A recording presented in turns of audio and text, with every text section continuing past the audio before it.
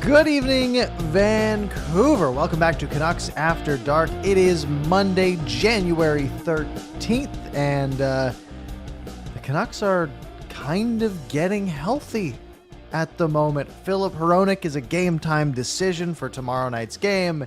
You've got Quinn Hughes with one hand, but still playing fantastic. You've got Elias Pettersson playing like a Selke finalist, and you've got JT Miller doing stuff at the very least, and Phil Hronek. Yeah, that's the big one, obviously. As always, joined by my co-host, Canuck Clay. How are we feeling on this Monday night, Clay? Hello, Parker. Hope you had a good week, good weekend. You know what's interesting is on a day where I think you and I are both optimistic, I completely agree. I think Dakota Joshua will now be the only, quote, regular who will be on the shelf. So, yeah, basically all the core players being healthy. We'll get into that. But on a day where we're optimistic, looking forward to the Canucks continuing their romp through the second half of the season, it's the first time for a while that they're outright out of the playoff picture, like Calgary won tonight. So we're actually equal number of games played, 1 point fewer than Calgary, whatever. We're basically tied, but still, we are technically talking about a non-playoff team right now. Yeah, 3 wins in the last 10, right? That's the big picture. Yeah. The Canucks haven't been good lately. They've been battling injuries for the entire season, right? Thatcher Demko out for a few months to start the year. Filip Hronek gets injured. Like and I mentioned it last week, we talked about this Canucks core, right? Pettersson, Hughes, Miller, Besser, Demko, Hronek. How many games have they all played together at once? The answer is 0. None of them have all been in the lineup together for a single hockey game, which, look, every team faces injuries, but we've learned to start this year, this team lives and dies by Quinn Hughes. And it's not a very hot take. But as the Canucks get healthy, and going into sort of this gauntlet on the schedule that we've been looking ahead to, right? We sort of talked about Capitals and Hurricanes being 2 tough games. They lose both of those and beat the Maple Leafs, but it doesn't get any easier, right? This week, 3 games until our next show. It's Jets, Kings, Oilers. It's 3 teams that are ahead of them in the standings. One is a goaltender that has 26 wins. With Connor Hellebuck. Great. It's the Kings, who are second in the conference, or I guess third in the conference. The Oilers passed them with 2 games in hand. And then the Oilers. So it's 2 teams ahead of them in the Pacific the next week. But as the Canucks get healthier and healthier, and with Hronek being potentially returning tomorrow, and that to me would sort of guarantee Thursday at the very least, this team's close, right? We finally have everyone together, and the only guy we're missing, and nothing to diminish Dakota Joshua, who hasn't had a great start to the season, a great first half, with obviously coming back from obviously a tough battle. This team is like as close to healthy as they might be all season. You're right. And Joshua, of course, we want him to do well. Just a really feel-good story, and can't imagine what he's gone through and the hard work he's put in, but he's not one of our core. You could say core 6 now. I put Hronek in there because you reference it perfectly. Is we haven't had Miller, Petey, Hughes, Besser, Demko, and Hronek, and it's been great that guys like Lankinen and Sherwood, especially, I'm looking at those 2 guys have stepped up. Remember, we used to put Erik Branstrom in that category. Like, we can talk about him in a second, but context is key, Parker, because if we were sitting here, the Washington game was basically a saw-off, right? 2-1 in overtime, fine. But imagine if it was the other way around. Imagine if we beat Carolina 3-0 and then lost pathetically to Toronto 2-0 in the way that we lost to Carolina. I think fans would be a little bit more down, a little bit, oh, whatever, Hronek's coming back, whatever, like this team stinks. But it's just funny, the way that those games were reversed, Carolina, but then you right away wipe it out with a very adversity-battled game, travel, non-travel, beating Toronto, Hockey Night in Canada, national, sending Steve Dangle into depths that he hasn't known in a while. It's awesome. It feels good. It feels good. It's a very irrational thing as Canucks fans, right? Beating the Toronto Maple Leafs cures all, right? Yes. You can have a fairly hard fought game against the Capitals that, frankly, the Canucks were the better team in that game against the Capitals, but it got to overtime, and you know how the Canucks do in overtime. They lose to the Canes, but then, you go into Toronto. They didn't get to Toronto until 5 hours before the hockey game started because they were stuck in Carolina due to weather. And it was one of those things where everything online, every Maple Leafs fan I saw was just bet on the Canucks. Like, this is, it's a trap game. It's a perfect trap game. And it's the same way we would feel, right? If a team was coming into Vancouver and they got stuck in LA for the night and they flew to Vancouver day. I was like, yeah, we're going to lose this game. It was the exact same thing. And it happened to work in the Canucks' favor. Yeah. Very low event hockey, but look, a 3-0 scoreline. Lankinen gets another shutout. And suddenly it's, life ain't so bad. Yeah. It's either journeyman goalie who's played like 3 games in the past 20 seasons, or travel issues. If any of those happen against your team, you're going to lose. You're going to lose. You're going to get shut out. You play a goalie that's played 3 games in his career. That's a shutout waiting to happen. That is so funny. And the other thing I was going to say too is, we both were spot on predictions. I remember this because I remember it so vividly. We both said 1-1-1, and then you said no, that's 2. You went 2-1 because you wanted to be more optimistic. But whatever, we were both right there. And then I flashed up. Viper says, you count that Montreal game. You could argue we could have won. We got points in 3 of the 4, right? The only one we didn't is Carolina. But you could argue we could have won 3 of the 4, and I don't disagree with that. And Peter says it's always great to beat the Leafs. I agree. It's a tough way to live, right? Because when your team is buzzing and you're playing well, right? It's like when we look back to when the Canucks were like a draft lottery team, right? Which was really 2 years ago. It's not that long ago, right? We were a very like the process is more important than results, right? Yep. Losing's fine because we're gonna get a good draft pick. I just want the team to look okay. Yes. Right. But then as we got into last year when the team was competing for the playoffs, it switched, right? It's like process isn't that important, right? You got to make the playoffs. That's the most important thing. And then the process counts because you want to win playoff games. In this case, process is sort of out the window when you're 2 points out of a playoff spot, trying to fight and get your way in. Yeah. So it's a little difficult for me to look at these games and be like, like the Canucks should have beat Washington. Frankly, they didn't play terribly against Carolina. Like, okay, 14 shots. That's terrible. But it was a very just low event game, and Dustin Tokarski should not be shutting you out at any time. Like the Canucks laid an egg in that one. And that's, from a process perspective, it's a loss and bad process. The Capitals game, the Canucks were the better team, right? 21 shots in the second period. Yeah. And they get 1 goal. Right, that Connor Garland with 37 seconds left in the period. Right, like it took him a 19 and a half minutes to finally score on 21 shots, and they just sort of find a way to lose because Pierre-Luc Dubois just happened to have the best game of his career apparently against the team. And that Leafs game again, like low event hockey to the point where you plug that thing into the simulator, it's a toss up. But the Canucks happen to get the good end of it. And overall, the Canucks sort of played like a 500 team this week. They clearly outplayed one team. They should have lost to one team, and they played one team even. The results didn't really match that until you zoom out and view the broad picture. Yeah, and I remember, and I said this here and on my own show, I predicted for me, because it's very rare that I predict correctly. I did predict the extra time loss in Washington, but I had these 2 games reversed. I actually thought they were going to beat Carolina. Oh, silly me. And I thought they were going to lose to Toronto outright. So a quick question for you. Is it us being too optimistic to think that Hronek will likely play tomorrow? Because otherwise, in my head, why would they fly him out to win? I get it, it's a short flight, but why would you fly him out Winnipeg last game of the road trip? If only for not to play him. I really think that it's trending towards him playing. Don't you?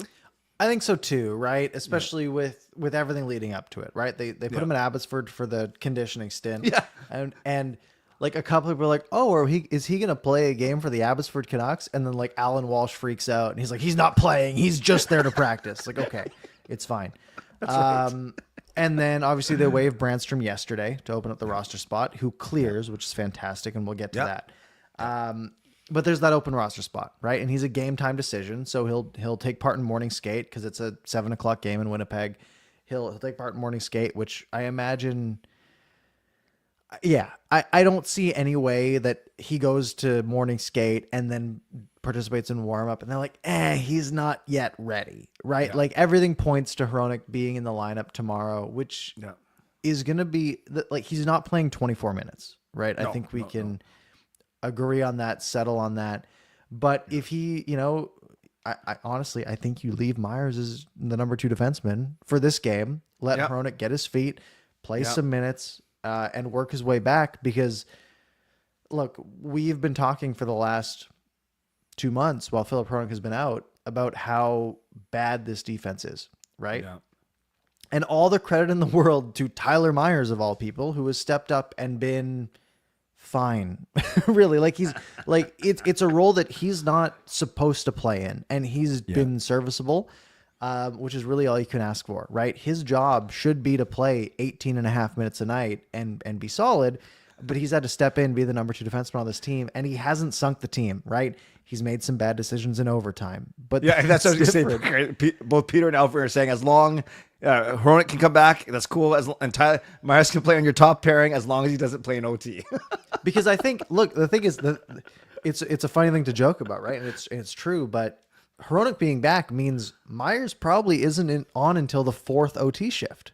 No, it's true. You don't even have to play him. You don't have to play him. Yeah. You go Hughes, Hronek, Hughes, and then Myers. And then Myers isn't out till 2 minutes left.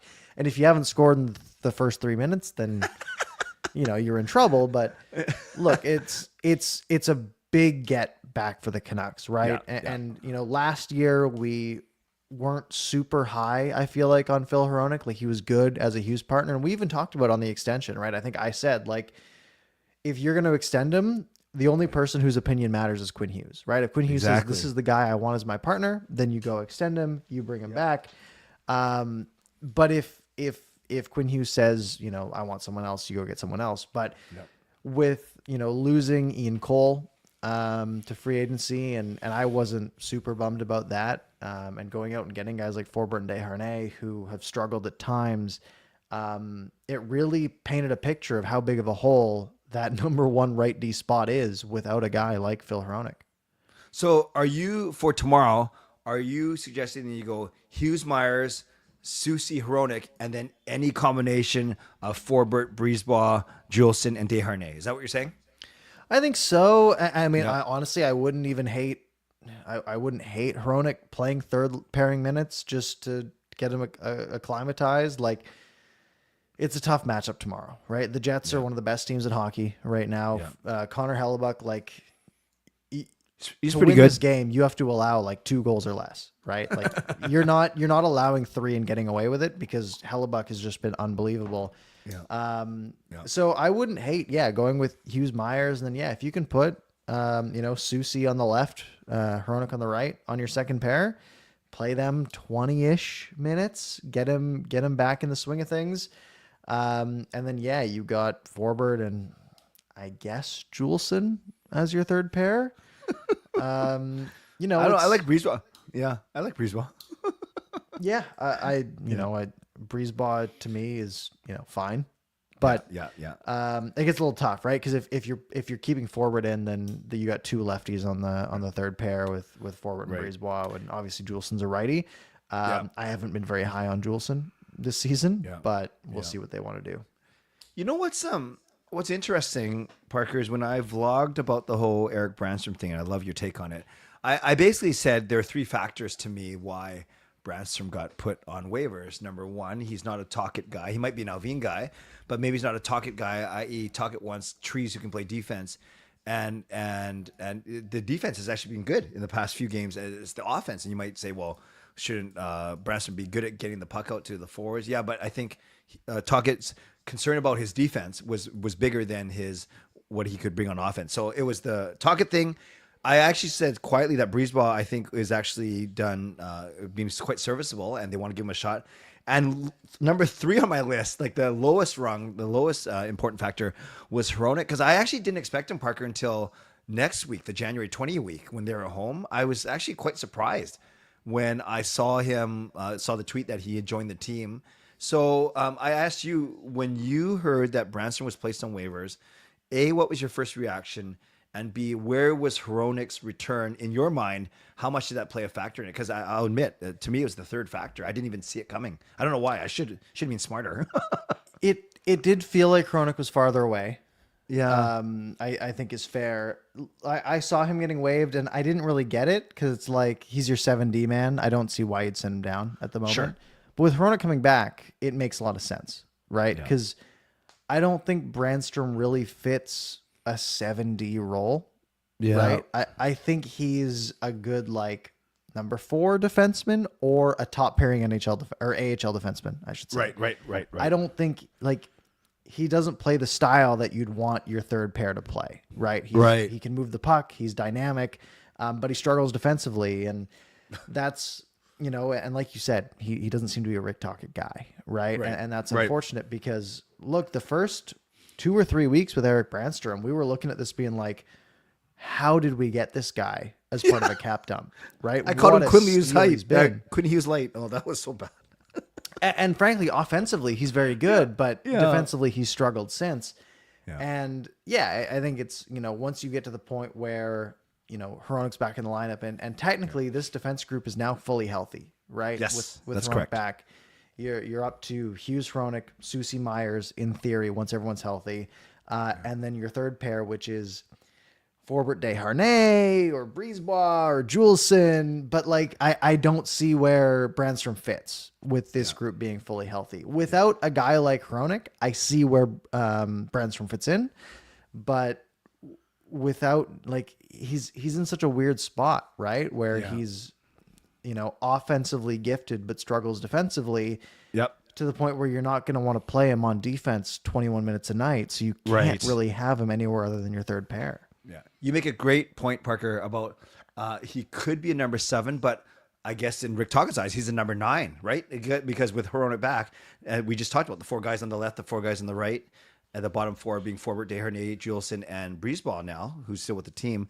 So really, even you could call him a number 7, 6 or 7, but he's a number 9 in the Canucks' eyes, and you're not going to keep 9 defensemen on your pro roster. By the way, I didn't know this, but Viper says that Forbort and Desharnais actually have decent analytics together, so that's an interesting point. And then James, the honorable James Morris, says you could go Hughes, Myers, Hronek, Susie, Desharnais, Forbort. We can survive with this, but not go deep in the playoffs. Yeah, I don't have the because Natural Stat Trick does give you like you can look up player with X player and look at their numbers together. I don't have that in front of me, but I do have standard 5-on-5 for this season stats while they're on the ice. Expected goals wise, like Forbort, expected goals 51.6%. Right. So technically on the plus side. Same with Desharnais, 50.2%. Branstrom was at 49.6. So he's not killing you. Right. Yeah. Really the negatives are Linus Karlsson, Niels Oman, Mark Friedman, Brisebois, Juleson, Susie, those guys. And Susie's a tough one to see there. Right. Juleson I get. But Susie and Bluger are the only real like full-time players that are really in the negative side. Okay. And frankly, look, like Susie's getting a lot of defensive zone minutes, right? A lot of D zone starts, and you'd expect him to be, getting shelled a little bit. And same with Bluger, right? Bluger's playing a lot of D zone draws. But guy, as much as it's sort of can be tough to watch at times, guys like Forbort and Desharnais analytically are doing okay. Yes. Where, guys like Friedman, as an example, in only 3 games, right? Small sample Friedman. size, but hasn't been, and same with Brisebois. And it's tough to expect that out of those guys, right? Friedman and Brisebois are on this roster, like the 8 and 9 D-men? Like we shouldn't be expecting too much from them, but when you have a team that's been really struggling defensively so far this year, you want a little bit more than that. But I think Hronek coming back is going to be a huge boost to this decor. I agree. Thank you, Adam. Adam gifts 5 memberships. They go to Steel Dog, Weekend Nachos. That's a cool name. Clay Emo's Evil Twin. That's actually a cool name too. Sandra and one person who is not. It's not. I learned this, Parker. It's not like YouTube just cheated us or Adam out of a membership. Some people have a private profile, or it doesn't always show up their name. So, Adam, welcome everyone to Canucks After Dark membership. And Adam, thank you for your support. We appreciate you. Absolutely. Thank you very much, Adam. Okay, so Branstrom, so you said you're a little bit surprised, but now that you think about it, especially with Hronek coming back, no, not a surprise. You know what's funny? You mentioned guys like Friedman and Brisebois. Like, I still want to see Christian Wolanin. I can't wait to see DPD. There's that Kudryavtsev. Then on the right side, of course, Willander coming, Cole McWard. So there's all these guys. I'll take Willander out of there. There's all these guys like are like number 7 through 18 defensemen that we have. Yeah, it's a bit of a kind of Jason intriguing Botchford callback, right? It's sort of a sea of Granlunds, but on the D side. Yeah, exactly. Where you've got a bunch of guys, and frankly, like I look at that group and I'm like, when Hronek was out, why weren't we just ripping through guys? Yeah. Right? Play Breezeball for a game. All right. He didn't play too great. All right. Pull up DPD. He didn't play too great. All right. Pull up Kudryavtsev. All right. Next guy. Like, just keep running through them. Because you've got a lot of guys. And Wolanin's like a great example, right? Like, he's played a little bit where, like, you know, Breezeball, I don't think played an NHL game last year, right? Correct. You know, and it's great for him that he gets a little shot and gets a spin, gets a few games. But yeah, like give a guy like Wolanin that shot too, right? Or even if you want to dip into the Cole McWard, Akito Hirose from a couple years ago, right? When they were getting a few games at the end of the season. At this point, you know, you're playing a guy for 14 to 16 minutes and they'll probably hold their own okay. But it's, you know, we're sort of at the point where, again, the defense is somewhat healthy. I think your top four defensively is fairly reasonable. And it's just at the point where you've got a lot of guys who can probably fill those 5-6 spots, right? Obviously, the plan was Forbort, Desharnais. They've been okay. And you've tried Breezeball, you've tried Juleson. But there's a few guys you haven't tried too. And I wouldn't hate giving those guys a spin. But obviously, the plan has to be get into a playoff spot, make a couple trades, and then fill out your bottom four on your defensive side, right? Have Hughes, Hronek, and then some mixture of Soucy, Myers, another D, and have a contending D-core. Because frankly, you have a contending forward 12, right? You look at these guys on paper. This is a forward group that can compete. If Demko's back to his normal self and Lankton's playing the way he is, you've got a goaltending group that can compete. There's a clear hole, and that hole is on the defensive side. You know what's funny is Hronek, as much as we're... I won't put words in your mouth. I can't wait till he comes back. Like I know Quinn Hughes can't wait. You saw how Quinn Hughes actually smiled in an interview today for the first time in forever. But actually, Hronek Hughes wasn't great. I don't know if you can pull up their analytics. I don't know this for sure. But I just think the Canucks weren't that great. So then Hughes and Hronek probably weren't as great as they were last year. But maybe you can correct me or fact check me on that. I don't know. Yeah, I'm not fully versed on the natural stat trick tools. Okay. I haven't done a lot of like on ice with another guy. I don't know how to pull that up, but I'm sure I can figure out for. But even even extrapolated stats like last year Hronek had 48 points in 81 games, and this year he is only 9 points in 21 games, and now he's only going to get to 60 games. So I don't know if that points turns out to be 30 or whatever. He's plus 14 as opposed to plus 33. Obviously, the Canucks were way better last year too. So I don't know. I guess as much as in my head, I think that Hronek should play with Hughes because to me, that gives us the best chance to win. But I really like what you're saying, especially now's the opportunity. There's no better chance to ease him in, even if you start him on the second pairing with Soucy, keep Myers, as you said, with Hughes, which has been serviceable. Maybe now's the one time to try it. Do you want you want some positivity? I'm ready, man. Always. I've got the Vancouver Canucks stats, the same ones I just told you for Forbort and Desharnais, where they were just about 50%. Yep. Expected goals for percentage. I want you to who do you think number one on the team is for expected goals for percentage? Hughes. Incorrect. It's Filip Hronek. Through 21 games, expected goals percentage at 5-on-5, 58.5%, with Quinn Hughes just behind at 58%. Who's the highest forward? Or do you only have JT Miller right below that at 54.7, and then Connor Garland right behind him. And then Max Sasson right behind that at 53. Where's Petey? Where's our Petey? He is 8th on the whole team at 51.8.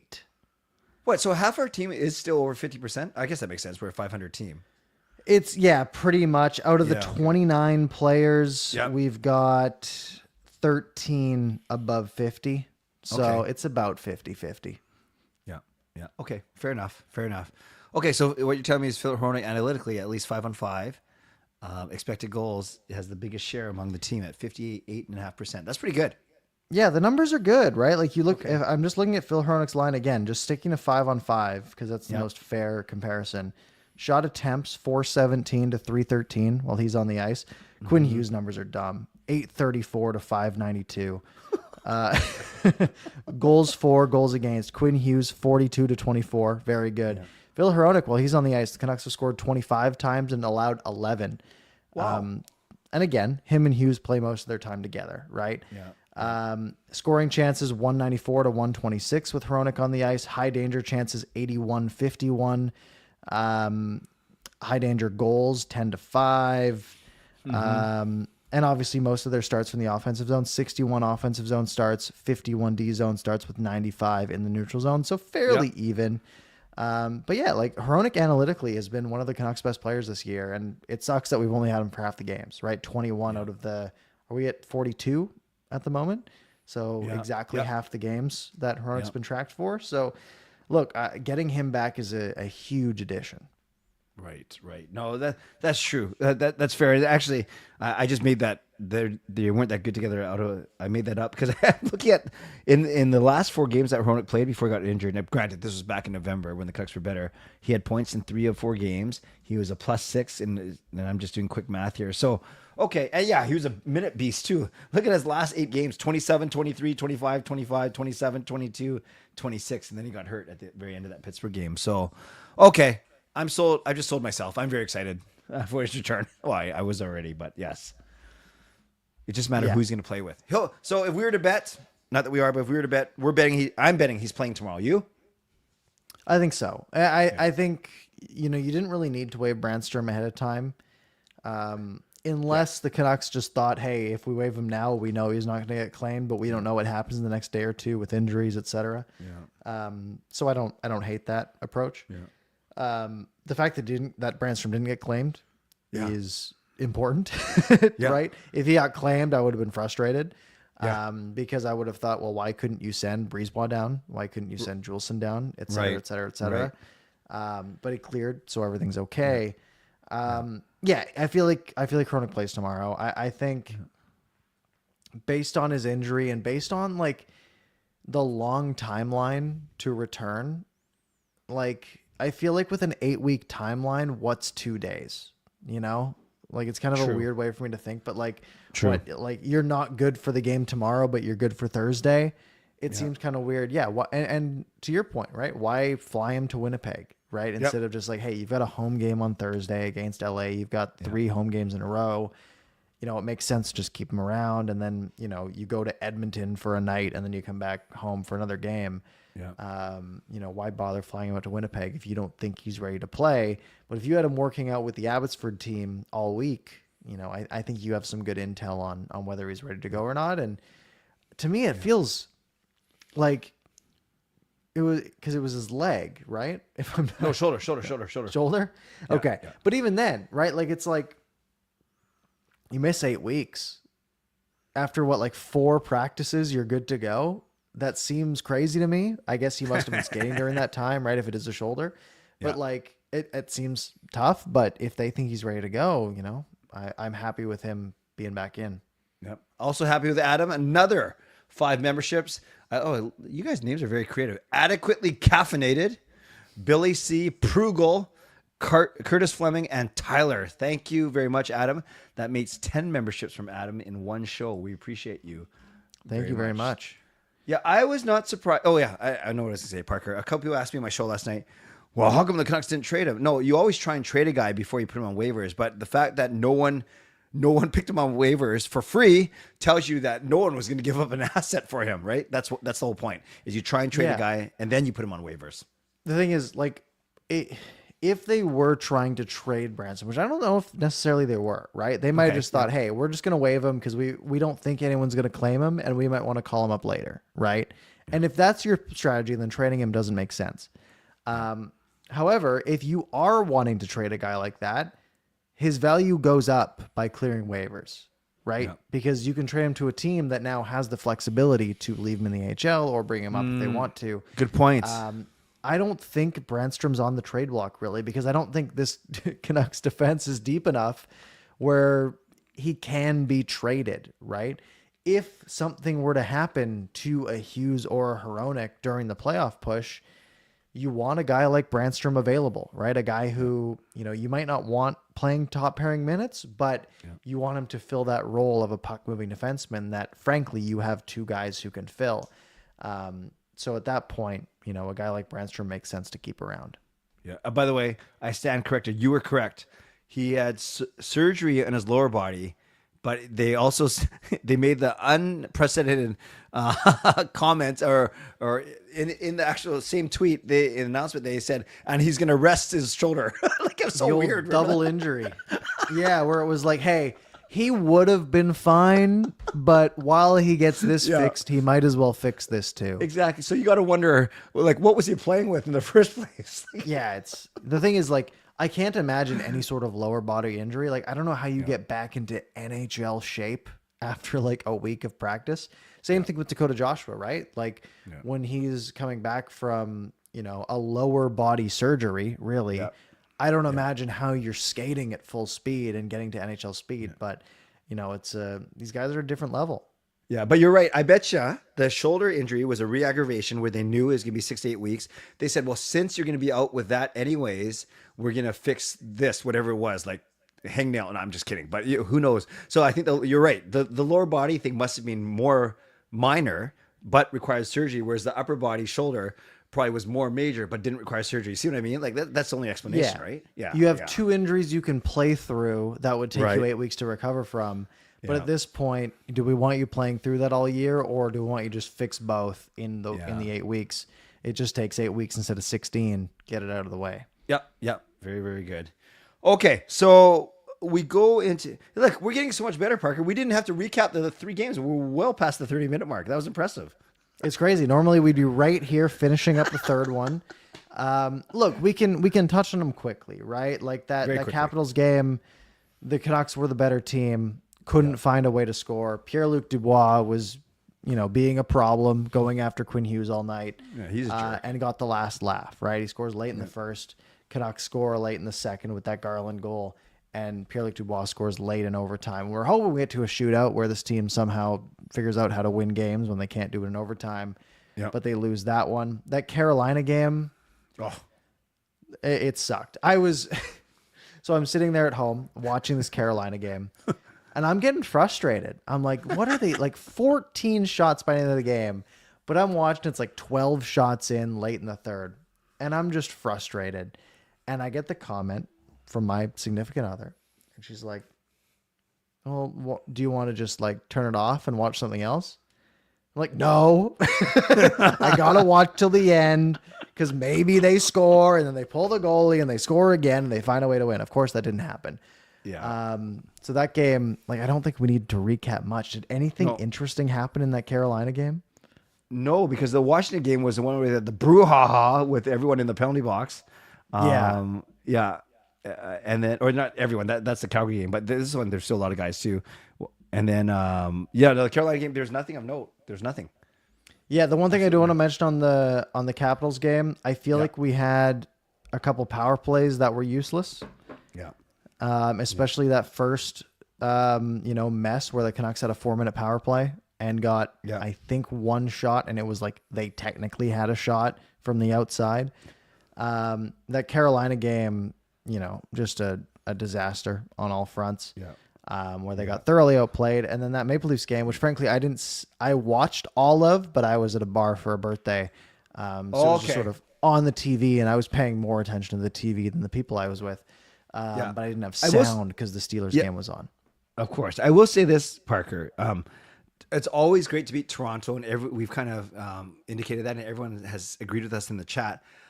It wasn't the most exciting game, actually. Like, PD, Hughes was great. PD, it's a bit of exaggeration to say it was a Selke performance, but he did. And I actually tweeted, I wasn't the only one to tweet about this during the game. He was very strong defensively, but really, they just clogged up the neutral zone. Aside from a couple rush chances for Toronto in the first period, Tavares, namely, they didn't have a lot. So it wasn't like this back and forth edge of the seat game. It was more like a very, kind of like last year, a very workmanlike win for the Canucks where they got a lead 31 seconds in and then they shut her down. And it was, interesting storylines always to see the big four for Toronto, to see OEL and Tanev on the same D pairing, to figure out who this goaltender Hildeby is. Like, there's enough where I was entertained per se, but the actual entertainment, it was just okay. And I'd be booing if I was at Scotiabank Arena as a Toronto Maple Leafs fan. Like, that was a boring game. Like, the Canucks made it boring, and I was okay with it. Yeah. Yeah, it was definition of a schedule loss, right? Yeah. Second night of a back-to-back. You didn't even take your flight until morning of. You got to the rinks. You landed in Toronto 6 hours before the game, and they didn't land in Toronto. They landed in Mississauga and had to drive an hour to the rink. Yeah. It's they probably didn't get to the rink until 5 hours before puck drop. Yep. And yeah, they played a shutdown game where they score that early one, right? That Brock Besser tip. And then, they really did just shut things down, right? Toronto's a team that they have the firepower to get more than 20 shots any given night.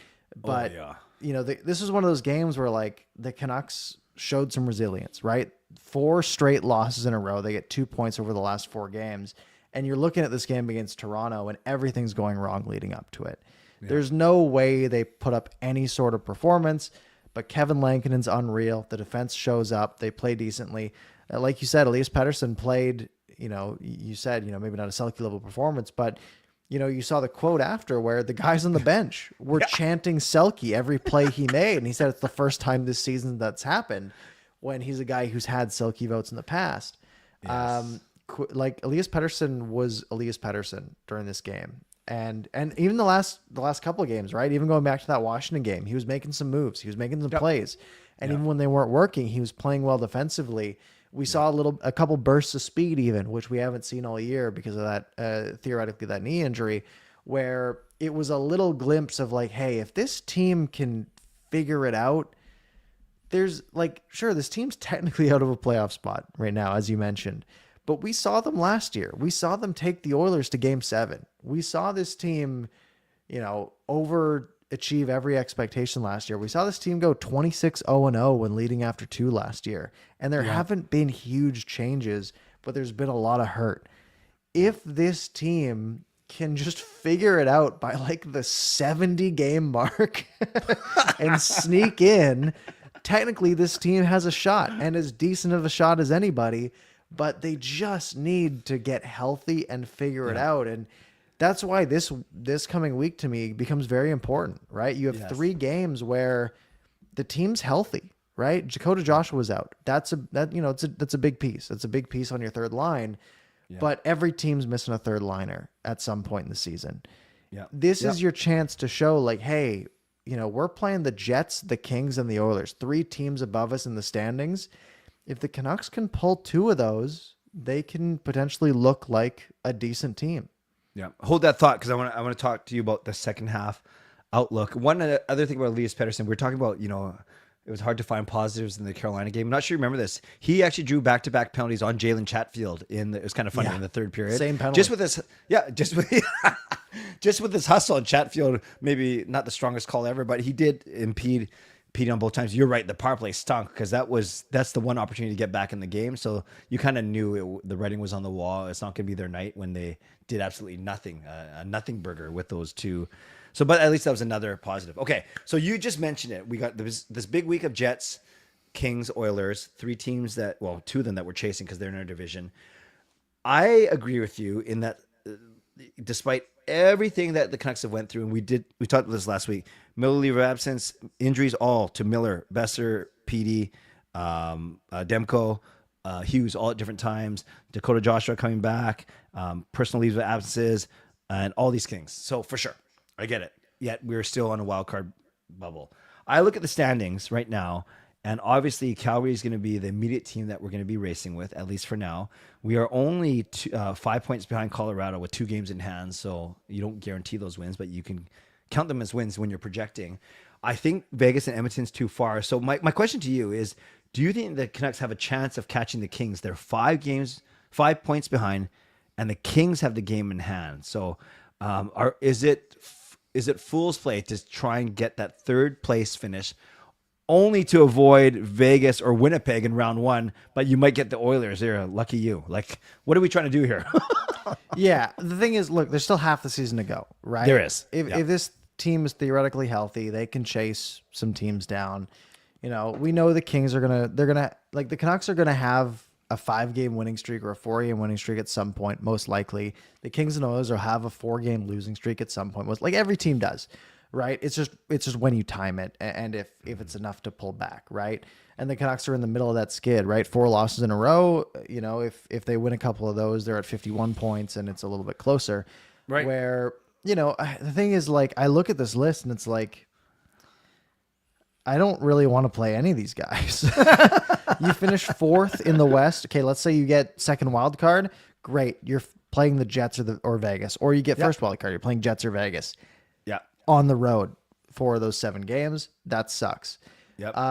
Okay, you get into the top 3. Okay, you're taking on the Oilers or the Kings. Most likely the Oilers. I think it's easier to pass the Kings, and we know the Oilers are the better team overall. Like, that's not going to be easy. We saw it last year.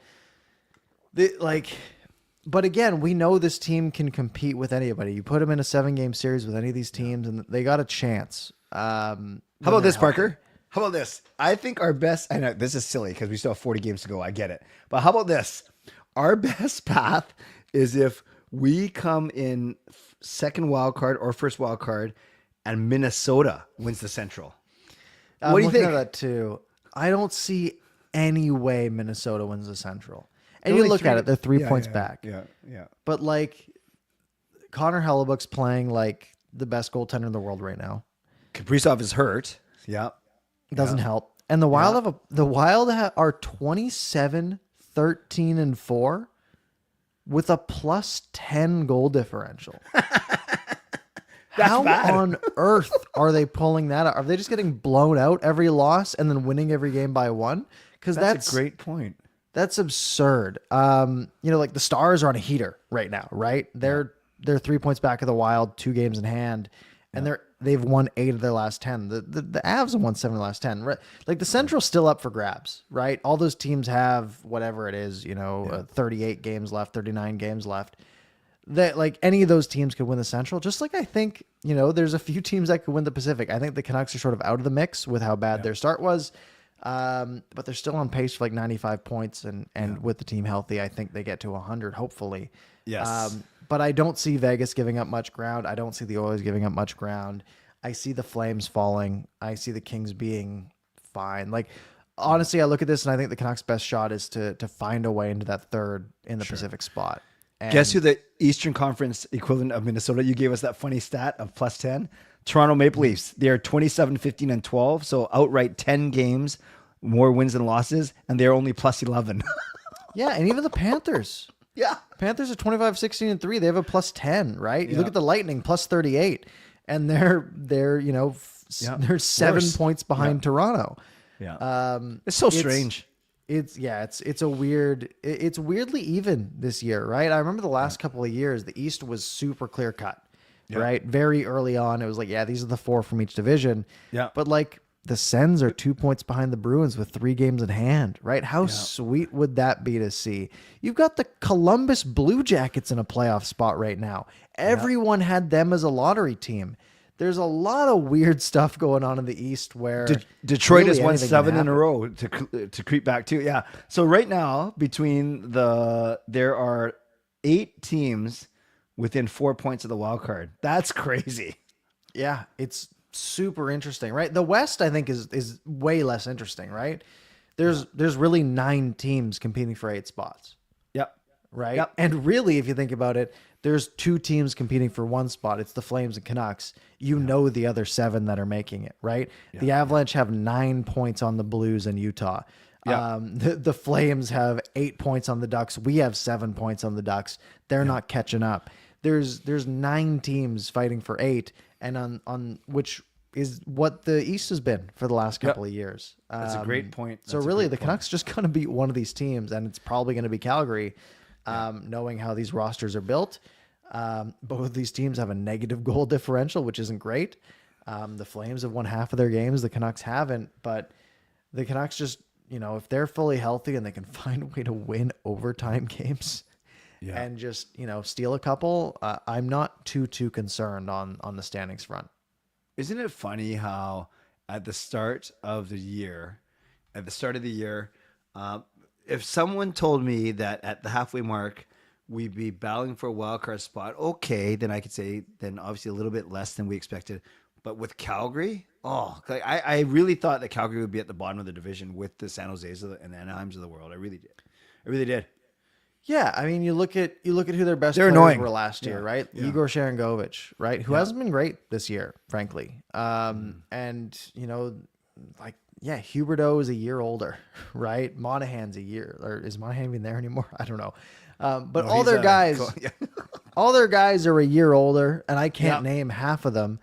But I think like Dustin Wolf's been really good. I think that's been their big key. Huberdeau's And for the has Canucks, bounced Kevin back. Lankinen's been really good, right? Like it's kind of bizarro land where these two teams are fighting for a playoff spot, but the Kings are still in the mix, right? The Kings are still catchable. This team just needs to get hot. They need to get on a run, and like we said, they're on a tough part of the schedule. Yeah. For the next couple of games, right? Jets, Kings, Oilers. If they can win a couple of those, great. Because then you get the Sabres. Oilers, Caps are tough, but then you get Blues, Preds, Stars, Red Wings, like a few winnable games.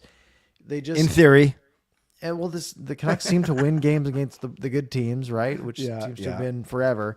I see them putting up a good fight against the Jets, then putting up a dud against the Sabres for some reason. But this team's not out of it, and I think that's pretty clear. No, I'm with you. Okay, tell you what. Before we get to the people for the last 10 minutes, do you want to explain and put up the poll question to give them 10 minutes to vote? Yeah, we need you guys to help us with our time for next week's show. I can't do late Monday, which is normally 10 p.m. Monday, our show. I have hockey at 9, which goes till 10:15, and then I got to get home, and it's like 11:15 by the time we start, which is too late. So you guys have a poll incoming right now for next week's show. You get the choice. We either go Monday night, our normal day, at 7 p.m., so early. Or we push a day to Tuesday at 10 p.m. So same time, but one day later. Now, for all of you who vote Tuesday, which has the early lead, you guys need to show up Tuesday because it's, you guys, it's a day different. I know the time works better for some of you, but it's a whole day. You got to be here on Tuesday. Yeah. So what a great, as Parker has done it so well, we want to make this an objective as possible, unbiased, but we want to give you the pros and cons of both. So Monday is our regular day, but it's not our regular time. Tuesday is not our regular day, but it's our regular time. So you got to choose. Is it the day? Is it the time? Does Tuesday help because it's post game? But does Tuesday not help? Because as Parker alluded to, we've done Tuesday shows before and we can't find any of you. So decide what you want, decide where you want to be, how you want to watch us. Tuesday would have immediate post game ramifications. Monday, we're done early, and then Parker's in a good mood, and then he scores 8 goals in his game. So whatever you want, we will do. We're of the people. So this will be binding. Whatever you pick, unless we don't like. No, just kidding. We're fine with either of these two options. So whatever you pick, we'll close it right at 11 in 10 minutes when we close the show. And I guess Parker, that's what we're going to do next week. Correct? Correct. And it looks like it's leading Tuesday, but we better hope the Canucks beat the Sabres. Or just be grumpy pants for the next hour. All right. Anything else before we go to the people? You want to quickly predict this week? We got Winnipeg. Oh gosh, and then home against LA and Edmonton. And then maybe a Buffalo game too. Yeah, it's a gauntlet. You can look at it and be like, "Wow, 3 tough teams," but hey, at least 2 of them are at home. But knowing how this team has played at home, not a big benefit. 2-1. Let's ride. Yep. Hronek bump 2-1. There you go. Let's do it. All right, let's do it. Let's beat the Jets. Let's beat the Oilers. I don't care about the Kings. But we just said that's the team we're trying to pass. Yeah, but I don't take as much joy in beating them as I do the Oilers. That is fair. It's like, hey, if you told me the Canucks are going to beat one of the Hurricanes or the Maple Leafs, I would have said, please beat the Maple Leafs. That's way more important to me. Yeah. Okay, really quickly, Parker, we had 3 Saturday night games in December. What do you think our record was? In December, we played the Leafs. I don't remember the other 2. Bruins. What else did we play? No, sorry. Saturday in December was Boston, Ottawa, and Seattle was December. We lost to Seattle in overtime. Yeah. We lost to Ottawa in overtime. Yeah. and we got pumped by the Bruins. There you go. So So we I'm went going to 0 and say 3. 0-1-2 in December. Yeah, but guess what? In Saturdays in November, we went 3-1. We beat San Jose, Chicago, and Ottawa, and we lost to Edmonton at home. We lost 7-3. I don't even remember that. We lost 7-3 To who? to Edmonton. To Edmonton at home. I have don't no remember that. recollection of that. What? Shout out to our 7-3? brains for just saying, hey, you don't need to remember that. That we can just erase that one. Yeah. And then we went 2-0 in October. So that means we have 5 wins in the Toronto. So on Saturday night we were 6-4 basically, 6-3-1 or whatever. So Okay. technically, I'm trying to give you credit for your Edmonton prediction. By percentages, we should beat Edmonton on Saturday night. It is a home game, which means it's probably Canucks players on after hours. I don't know if that's a bump. We can do some math on that. No, I think, yeah, I'm that's the one that if I had to win one out of those next 3 games, that would be the one I'd pick. Look, the Jets would be nice, but Hellebuck is a monster right now. The Kings that just feels like one of those games where the Canucks don't show up for whatever reason, if you're going to lose that one. The Oilers feel like a game like, hey, we played them in the playoffs last year. Let's go battle them. Yep. Let's play a good game. That feels like one that I could see that one being like a 5-4 fun one. I'm looking up that 7-3 loss. So Edmonton went up to a 3-0 lead. Then we closed it to 3-2. Then it was 7-2. Yeah, I do kind of remember that. Yeah, I do remember that. I had people over that night. That's right. That was my Friendsgiving night. Oh, I remember that All right, vividly now. 10 minutes. Edmund, do you guys think out of the blue we see Besser getting an extension? I honestly don't see Vancouver re-signing Lankinen. Well, to answer the question I actually don't know if they should extend Besser. You don't know if they should or... Yeah. Both. Like, I don't know if they should. I don't know if they will. Because I like him, but don't you think he's going to want like $7.5-8 million bucks? I think it starts with an 8. Okay. And The then thing you is- do it then. From a strictly unbiased math perspective, I don't know if Brock Besser's worth it. Yeah. From this guy is a Vancouver Canuck perspective, you sign him. You know what I mean? Okay. Yeah. Like he's gone through a lot. He's battled for this team. He's come out the other side. He was good in the postseason. He was great last year. He's been good this year. I would hate to see him in another uniform. I think is the hard part for me. Not to say that he's not to say that he's worth the money that he's asking for, because I think it's questionable. I don't think I can definitively say no, he's not worth $8 million, but I don't think I can also say that he is worth $8 million today. But I can also see a team paying him. Fair enough. So to me, it sort of is like, when Tavares left the Islanders, right? And everyone was like, hey, like everyone was hurt by it that he left. I would be hurt to see Besser in another uniform, right? I've got a couple of Besser jerseys. I don't want to see that guy go anywhere. But I see it from both sides. Yeah, that's fair. I agree with you. If I was a betting man, I'd say he's not in a Canucks uniform next year. I just have a feeling. Rick Tocchet, will he be in a Canucks uniform? You know what I mean. Will he be behind the bench next season? Contract ends this season. It's weird. They say he's got an option, but the club has an option, or vice versa. Basically, they both have the opportunity to say yes or no, is the point. I think he's back. one. I think he's back. I do In fact, too. I would handicap him coming back higher than Besser. But if the Canucks miss the playoffs, True. right? Like I think it's super dependent on that, because this team overachieved last year, and a lot of that came down to coaching. He won the Jack Adams, right? But this team's underachieved this year. Yeah. Now, how much do you put on that being the defensive side because of management decisions? Would the management group be like, come back at the end of the season and be like, hey, we still believe in you. We made some mistakes defensively. We're going to fix those over the offseason. We're good to go for next year. Or are they going to say, hey, we really believed in the roster we gave you, and we didn't get the most out of it that we thought we could? And I think another big piece of it is, especially if they have an option, who's out there, right? Rick Tocchet's like a top 10 tenured coach already, which That's is true. absurd. if there's like a high profile good coach out there that they think, hey, maybe this guy takes us to the next level, maybe they make that move. I would say 75% that he's back. Yep. I like that. Justin, whose birthday is this Wednesday, if PD scores a hat trick tomorrow, I'll treat him out for a keg dinner. I got a ton of keg gift. Oh, nice. Well, happy early birthday, Justin. And I know that you've been one of PD's biggest, not detractors, because you haven't been disrespectful. You just, like all of us, want him to get going. I will say, yep, you shouldn't pay for him. He makes like $11 million a year. Yeah. But maybe Justin does too. That would be Maybe sweet. not.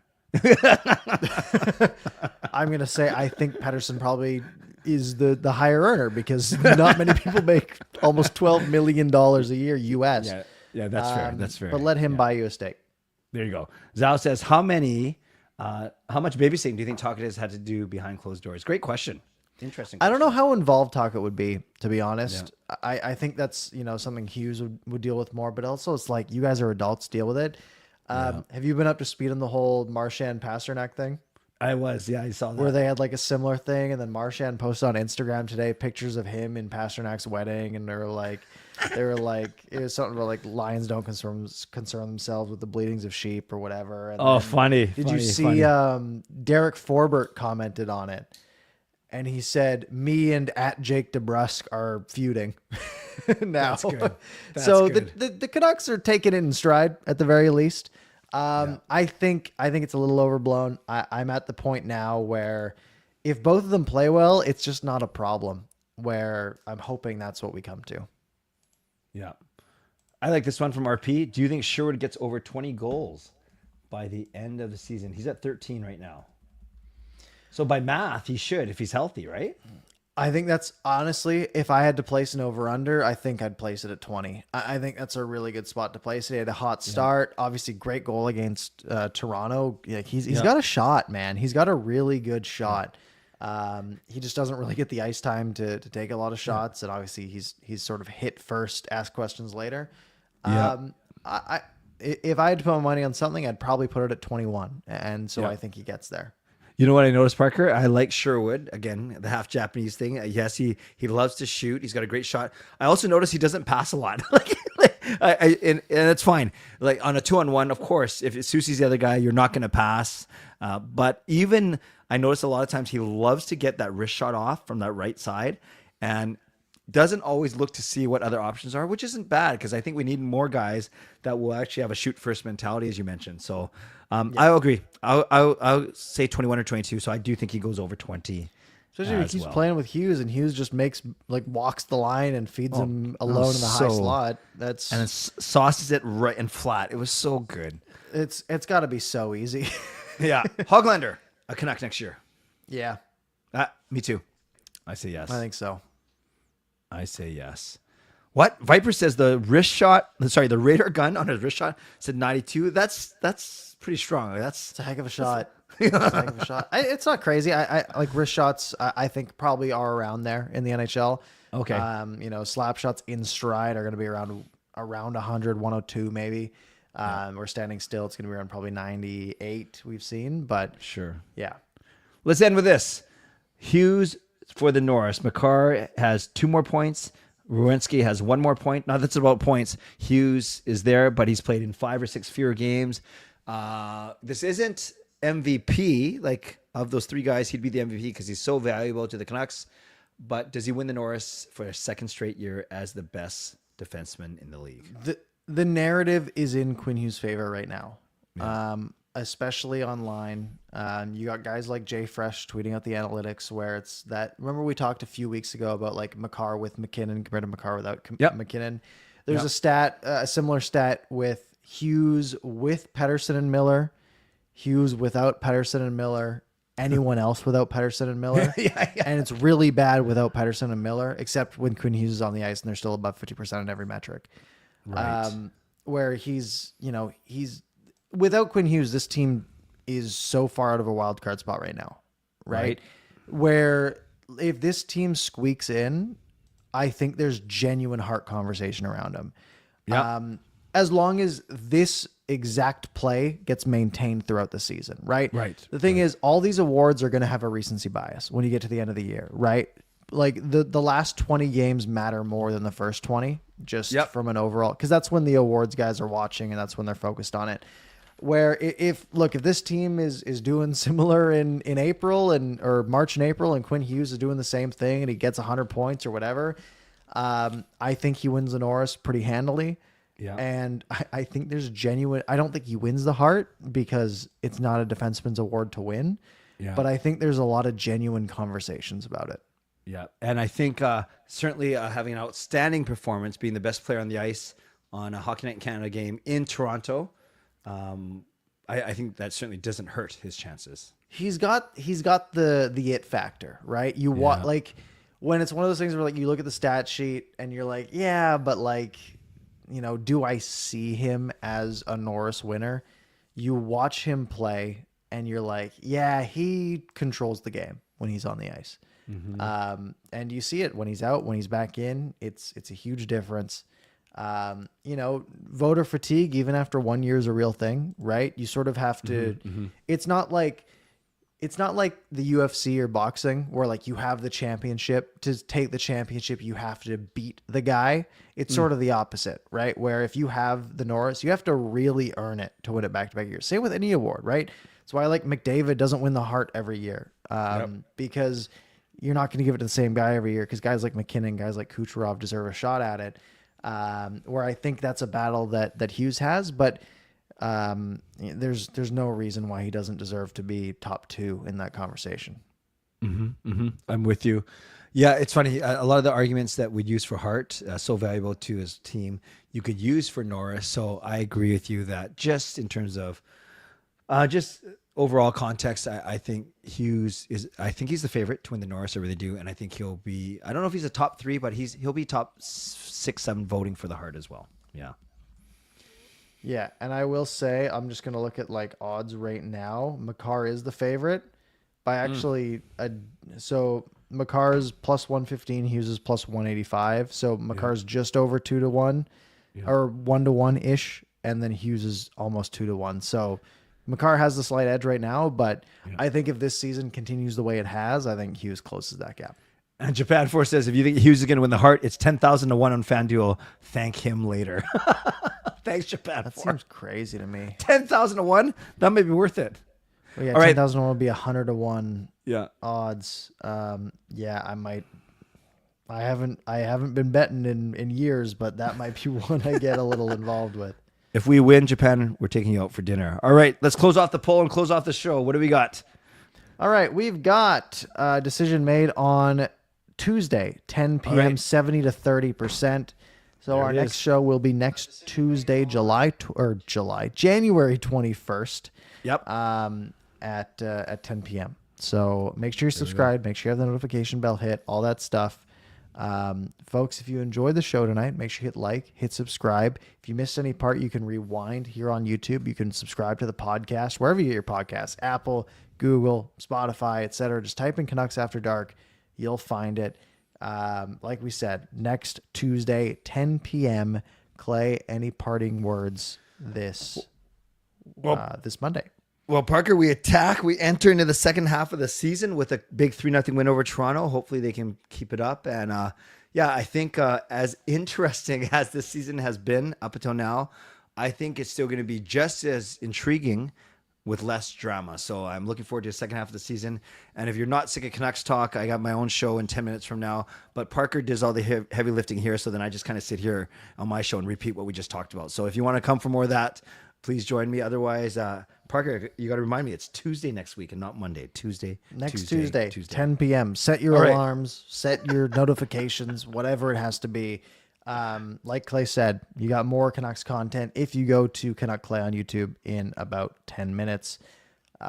Folks, I hope you enjoyed the show. Have a good night. Enjoy the next 8 days until the next Canucks After Dark. We'll be here post-game after Canucks Sabres on Tuesday. Have a good night.